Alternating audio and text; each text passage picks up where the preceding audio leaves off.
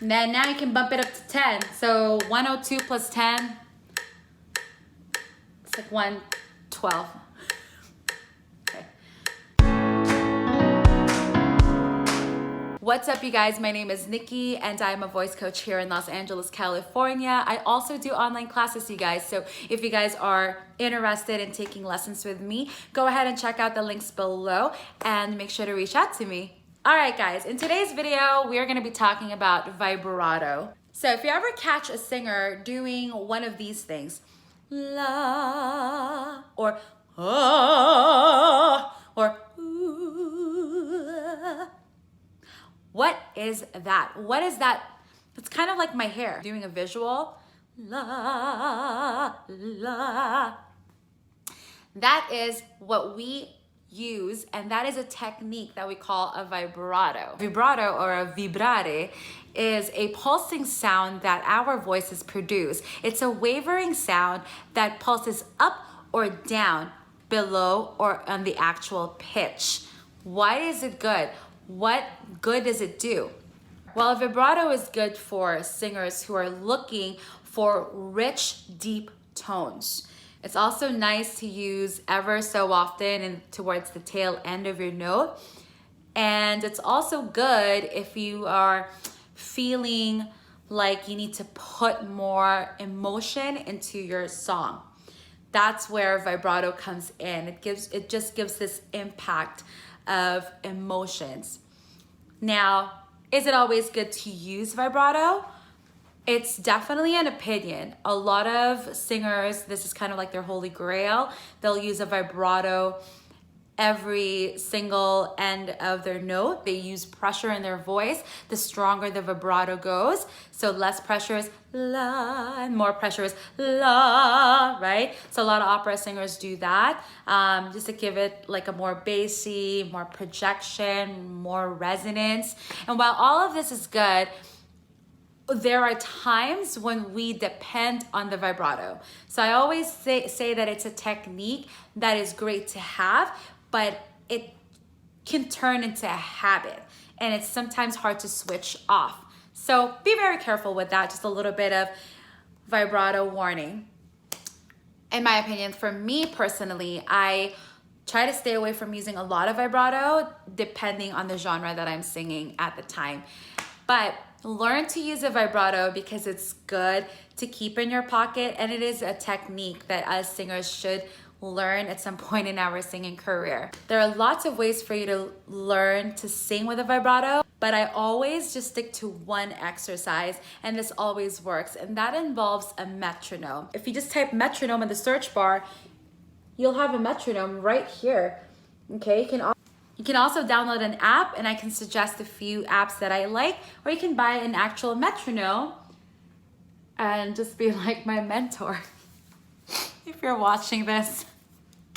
Okay, but I always like this method, particularly because you want your vibrato to be on beat. You want it to stay on rhythm, and you don't want a random quivering. Okay, so pulsing and quivering, they're two different things. Quivering is out of beat, and that could only sound like you're off pitch.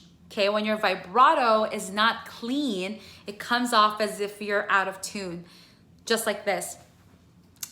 La, na, right?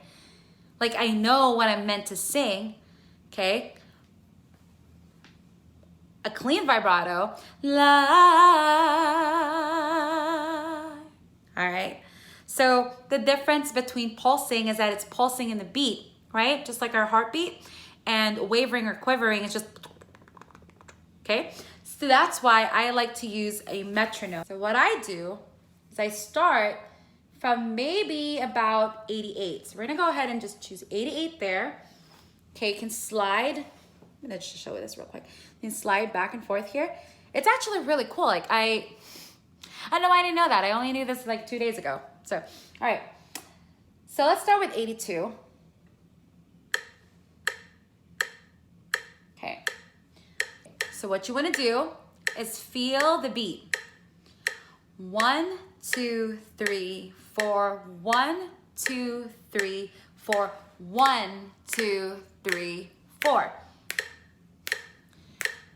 Replace the number now with an ah. A couple of things to remember is relax your belly while you attempt a vibrato, okay? So again, we're counting like this. 1, 2, 3, 4. Now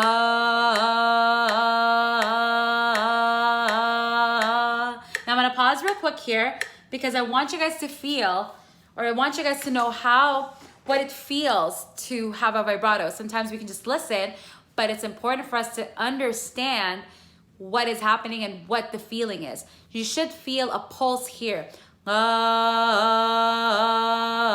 of like a bump, bump, bump, bump, okay? Like a bump, okay? So I would start with 88 or 82. And then if you do this every day, or sometimes my students can just do it in like maybe 5 shots, right? 5 times. 5 shots too. Okay. And then you bump it down. You do like maybe 10 increments, right? By 10. So we're 82. So now we go with 92. Again.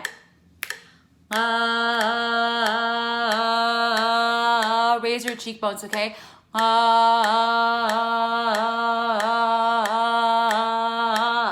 And now by 10 again. So that's 102. That's a lot of math. Oh. Oi. Okay. There you go.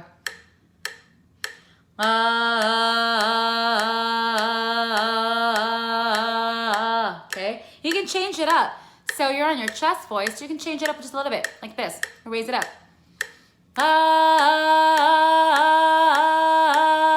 But you'll still have that pulse feel.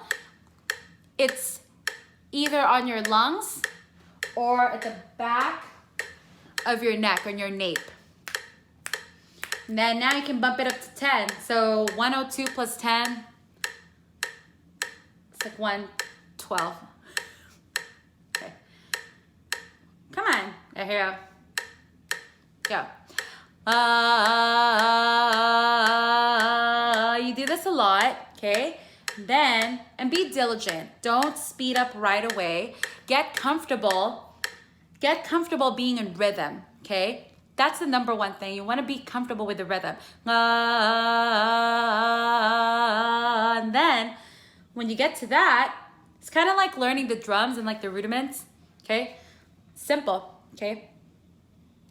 Now Google's like, what is happening? And it even changed its color to orange, right? It was blue. Now it's like, ooh, it's more than a Dante.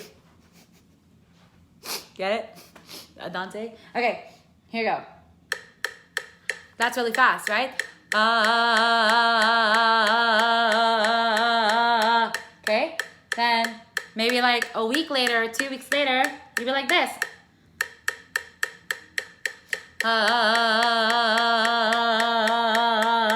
That's really fast.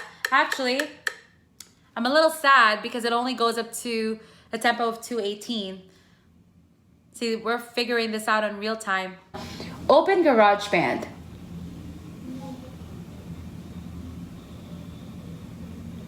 What? Yeah, it is. Continue. Hear that? Yes! You know what I mean? So, yeah. Okay, so let's do that one more time. That's fast.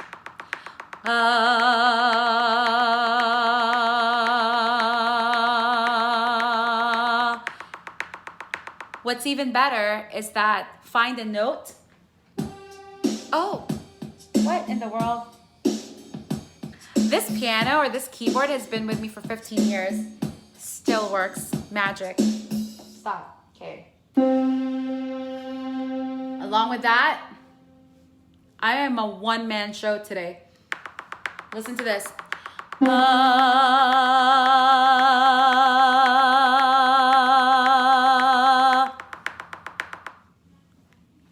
to make sure you're relaxing your diaphragm, okay?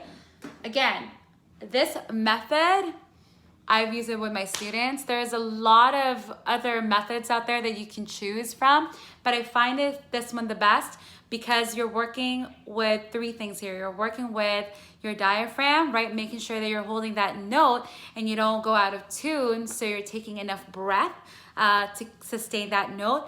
Also, you're working with your beat here and the rhythm. You want to stay on beat. Bum, bum, bum, bum, bum, bum, bum, bum, bum, bum, bum, bum, bum, bum, bum. So you want to stay on doing that, but start slow, okay? A bad vibrato is one that is offbeat and it sounds everywhere. It sounds like it's quivering. You sound nervous. That's a bad vibrato. And I've heard that. I've heard that a lot. Okay, so practice with the metronome. I know nobody really likes practicing with a metronome, but here we are. It is really important because the beat is the heart of the music and we really want to hone in on that. All right. I hope this video helped you. I hope this video helped you clear out some vibrato technique and why it's good, why it's not good. If you have any questions, always reach out to me. Like and subscribe to this video. Like and subscribe to my channel. Like this video and subscribe to my channel. Don't forget to hit that notification bell so you'll know that I have new videos out every Friday, not Thursdays anymore. I realized that I teach back to back on Wednesdays and Thursdays. And so Fridays is the most comfortable time for me to just give you guys new content. I don't want to like cross, what do you call that? Like cross content? Cross content. I don't want to do that because, some of you guys are like on Instagram and you guys have seen all my live stuff. So this is completely different. I want to bring out fresh content. So it's every Friday now. Every Friday I will have new videos for you guys, okay?